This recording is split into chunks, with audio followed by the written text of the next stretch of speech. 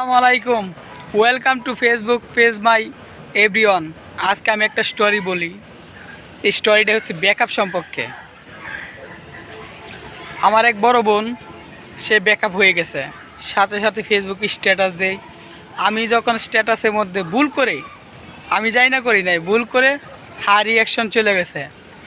সে আমাকে বলল আমি হার রিয়াকশন দিয়েছি কেন। আমি বললাম ভুল করে চলে গেছে।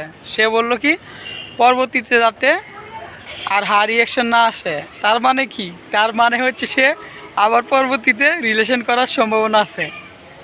2 দিন পর সে আবার রিলেশনে যায়। রিলেশনে যাওয়ার পরে এবার আমি বলি এবার আর হার রিয়াকশন দিব না, এবার একটা লাভ রিয়াকশন দিয়েছি। লাভ রিয়াকশন দিয়ে একটা কমেন্ট করে দিই, একটা ছোট্ট করে একটা কমেন্ট করে দিলাম। সেখানে আমি লিখে দিছি দ্বিতীয়বারের মতো আমি আর ভুল করব না। সাথে সাথে সেকেন্ড বয়ফ্রেন্ড তাকে একটা কমেন্ট করলো, দ্বিতীয়বার মানে কি তোমার আগেও বয়ফ্রেন্ড ছিল, তাকে ব্যাকআপ করে দিল।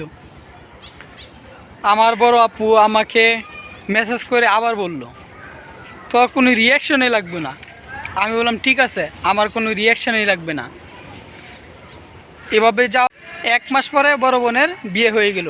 তখন আমি যখন লাইক করবো, তখন আমার হঠাৎ করে মনে হয়েছে কিনা বলছিল বড় বোনে কোনো রিয়াকশান করার না জন্য।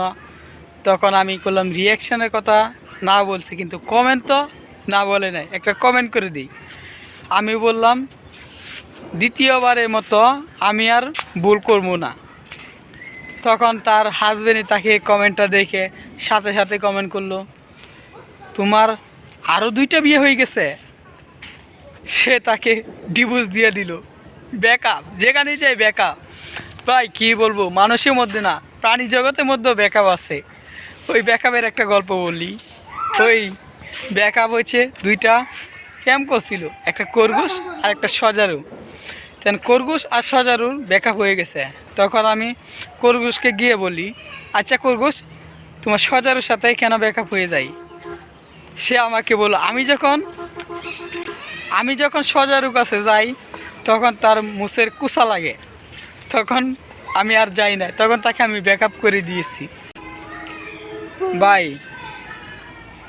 মানুষে প্রেম ভালোবাসা করে তারা চিরস্থায়ী সুখী থাকার জন্য, কিন্তু তাদের ভুল একটা পদক্ষেপ, সেটা হচ্ছে যে তাদের কোন মানুষকে সিলেকশন করব, সিলেকশনটা তাদের ভুল ছিল।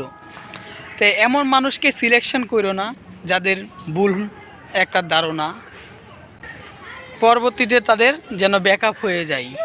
তাই কিছুদিন ওয়েট করো, অপেক্ষা করো, সুন্দর ভালো দেখে, ভালো একটা মনের মানুষ দেখে তোমরা সবাই রিলেশন করো। সবাই সুস্থ থাকবেন, ভালো থাকবেন। আল্লাহ হাফেজ।